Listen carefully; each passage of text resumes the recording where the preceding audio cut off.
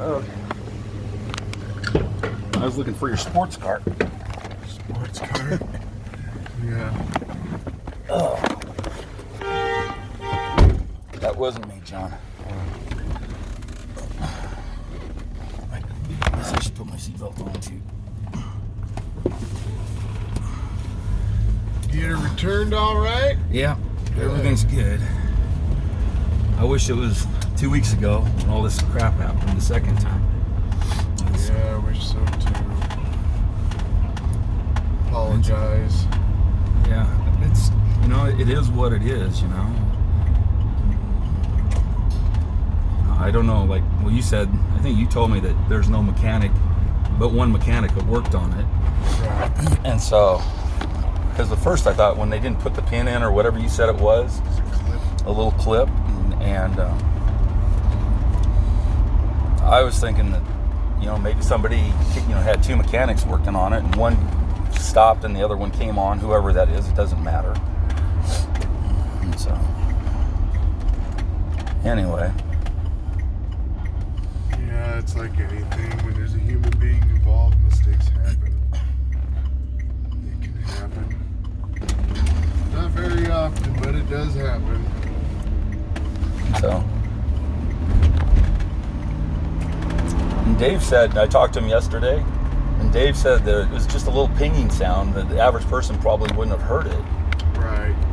But, I'm glad you took it for the test drive, though, and then. Yeah, it's where we caught it. It's definitely the test drive. At least you're able to make it back to the shop without it sucking I guess it didn't suck any radiator fluid like it did the first time. No, this is different. It's basically, you can picture, what a cylinder liner looks like. No, but I got a picture of it mentally in the back of my head. The cylinder goes down and... So your cylinder is pressed into the block. It's just this big round thing. Right. And then you got a liner that separates, like a sleeve basically, that goes down into the engine, and that's what separates your antifreeze from your oil.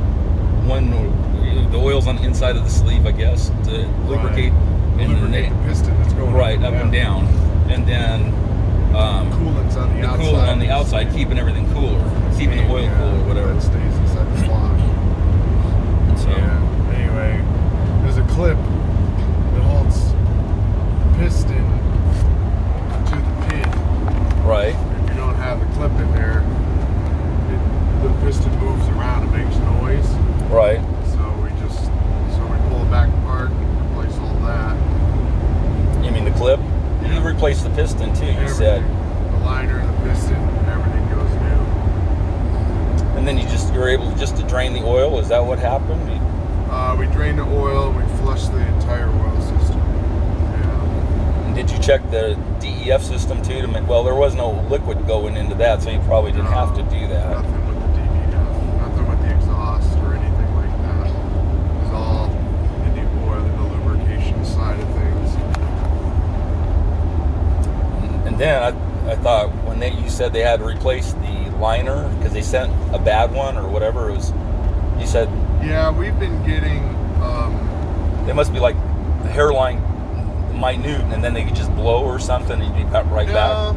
No, it's when they're pulling the liner off the machine. Right. They're like nicking the top of the liner with the cutting edge of the machine. Oh, okay. And it puts a groove in the top, and that's where the head gasket sits on top of and seals. So we inspect every new part before we install it. And we saw, and it wasn't unusable, but it was iffy. So it was like, nah, if it's iffy, we're not doing it. Right. So get the right stuff in there. We want it perfect. So it did put little minute pieces of oil through it when it blew the first time, after you repaired it the first time under the factory? Like little minute metal fibers in there? Is that right? Because the little pin, where did the little pin go? The clip or whatever it was? It wasn't installed. It wasn't installed? No. It wasn't even in the engine? No. There's 2 on each piston, and he missed one out of all 6 pistons. And so it was sitting on the bench somewhere versus... I see. I was thinking, like, holy crap! All that metal went through the little pin or something, got beat up by the pistons, and No, and so what we do in the oil flush is so if because that does happen to engines. right, Okay, so the way the lubrication system works is you have your oil pickup tube that sits down in your oil pan that sucks up any oil. Right. So if the oil's dirty down there, okay, Right. or full of metal or anything Right. like that, it sucks it into the pump and then goes to the first filter housing. okay, So anything that would be damaged would be the pump, and your pump's been replaced. right. And then doesn't on the oil pan nut itself isn't that magnetized? Where Yes.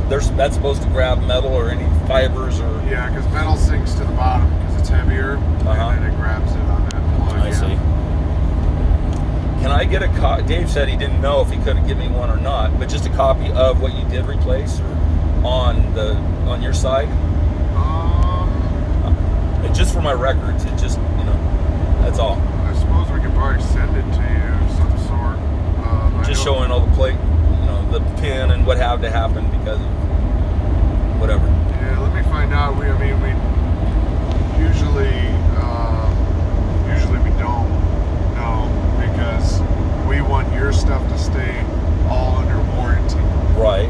So How much all those- longer is my factory warranty? Do you have any idea? Oh, you still got factory warranty? Yeah, this is all under factory warranty. Okay. We'll just- Oh, you didn't know this was under factory? No, I don't run. Oh. Dave handles the service side. Yeah. I just look over the branch, so we When- can ask him, and he Right. can tell you when your warranty's on. How Okay. many miles are on? I think, well, when I first came in, I walked in and I handed him the aftermarket warranty Yeah, because we- I thought I was out in the 1st of June or July, 1st of July. Yeah, definitely. When people And he do went- that, it throws them through a loop. It's like, okay, you want me to use this warranty? And that's All right. what Dave Yeah. did. And I said, Dave, I don't, or Dave, whatever. I don't know that maybe there is a portion of the factory warranty on this. I don't know. And so he goes, well, let me run, he goes, I never even thought about it. When you handed me the warranty, not the factory, but the aftermarket warranty, he said, I never even thought about checking your warranty, your factory warranty. And he goes, dude, your luck.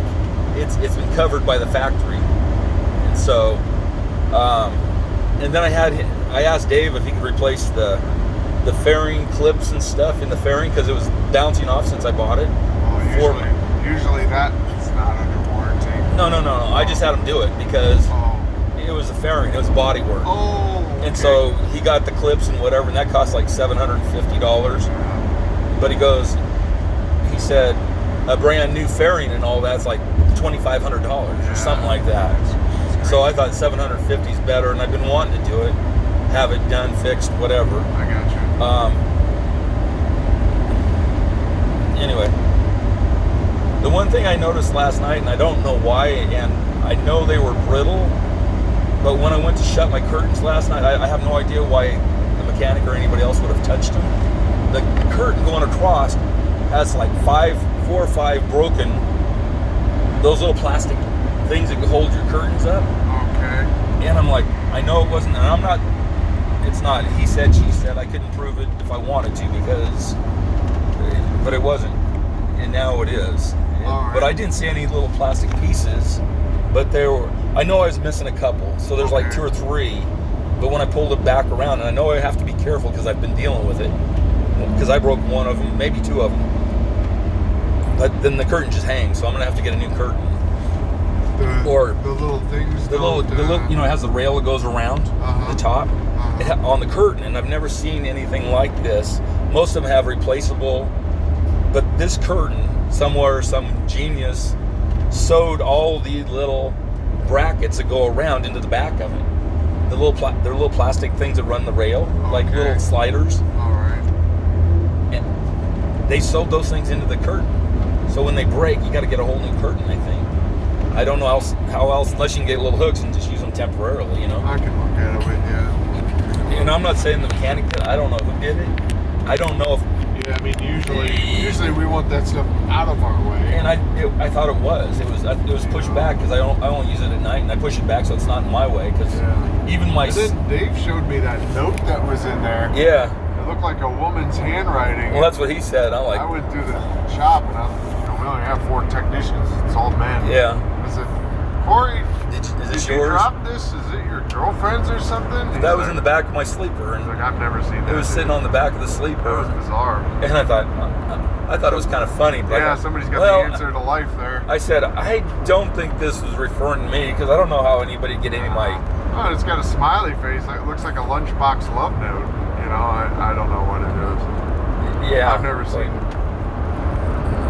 anything, but you know. But I know that I thought that was weird, and I was just like, here, I don't think this belongs to me. Kind of like, whatever. Plus, you know, when you bought the truck, you didn't buy it new, right? It was laying on the bed, and it was completely cleaned out, spotless. Anything that's in that truck now, I know about. Yeah. But I just thought that was funny. I thought sometimes when they it sounded like a butt chewing from somebody to me. If you'd have paid attention, I don't have one guy in my shop that writes that neat. I wish I did. Okay. Nobody knows how to write like that. I wonder how it got there. I mean, I don't care how it got there. I don't know. I just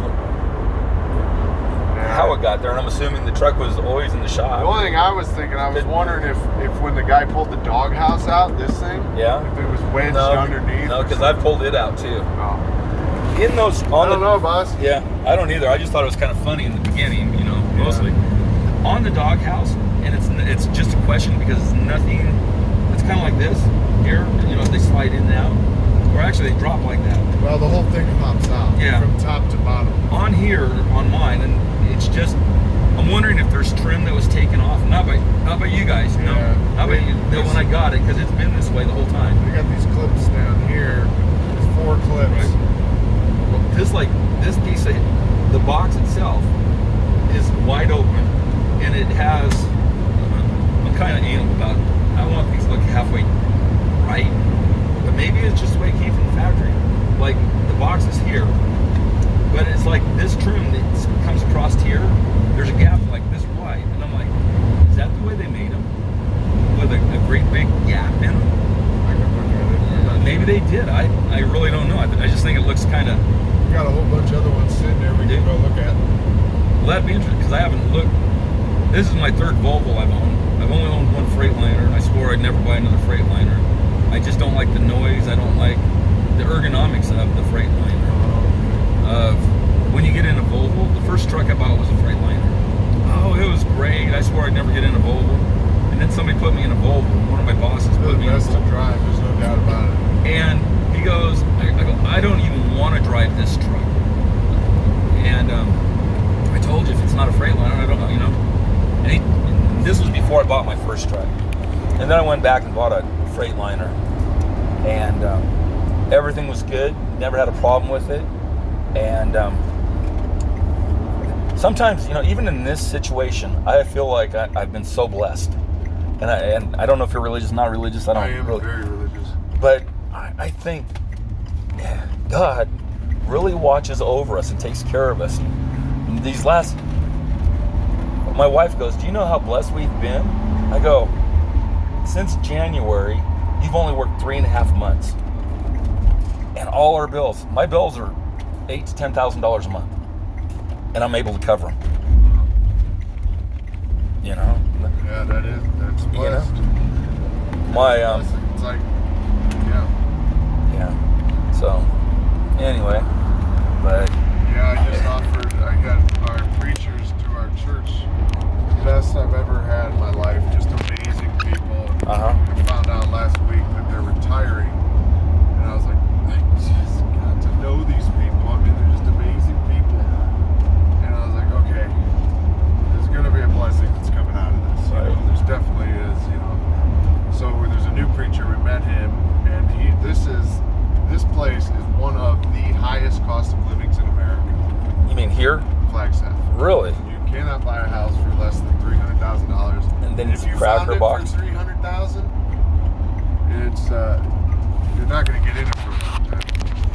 So far, blessing we.